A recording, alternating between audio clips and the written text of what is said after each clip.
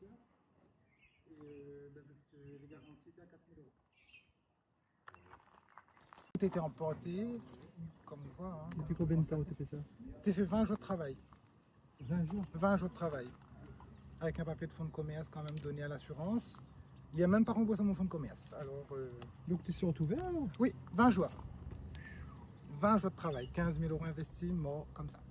Ah bon, mais ça t'est ouvert depuis avant ça? Oui, mais il nous a repris il y a 20 jours. Ah oui, ok. Ouvert le 8 février, ben mort, décédé le 28.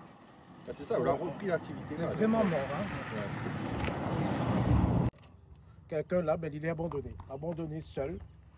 Il n'a plus d'outils de travail. Sûrement, il réclame toujours les cotisations, mais Oui.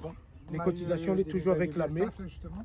Voilà, et donc, toutes les paroles que nous l'avons entendues, mais aujourd'hui, à travers la visite, c'est mon coup de gueule aussi, toutes les paroles entendues, concrètement sur le terrain, il n'a pas grand-chose. C'est ça que je voulais mettre en avant aujourd'hui, parce que en ma qualité de député aussi, c'est de dire, écoute, on annonce de l'argent public, on annonce des dispositifs, on annonce de l'accompagnement, mais au final, pas grand-chose. Pas grand-chose, et au fil de la visite, nous va voir ça. On va constater ça. Il me répète ce qu'a vécu ici à l'Abondance, à Saint-Benoît, mais nous vivons aussi à Brapano, nous vivons aussi à Saint-André, nous vivons aussi dans d'autres quartiers. Mais très important parce que aujourd'hui, l'Est c'est le territoire le plus touché, mais l'Est c'est le territoire abandonné, alors même qu'il était déjà le territoire un peu en retard par rapport aux autres micro-régions. Que ces personnes les abandonnées, les récupèrent à peine 20% de ce qu'il a investi. Et donc, il faudra qu'il trouve des fonds pour pouvoir se relancer.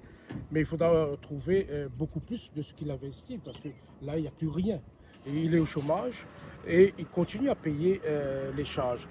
Donc, alors que nous entendons ici ou là que ce soit le ministre, mais aussi d'autres institutions annoncer qu'il y a beaucoup d'aide, il suffit de demander, il suffit de faire les papiers. Et on nous dit aussi que l'état de catastrophe naturelle en lien avec les vents forts règle tous les problèmes. Mais non, ça ne règle pas tous les problèmes.